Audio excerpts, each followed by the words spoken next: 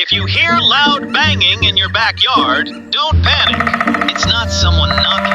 It's something way crazier. It's a woodpecker, and it's literally hammering its head up to 20 times per second. No brain damage, no pain. Why? Because its tongue wraps around its brain like a seatbelt.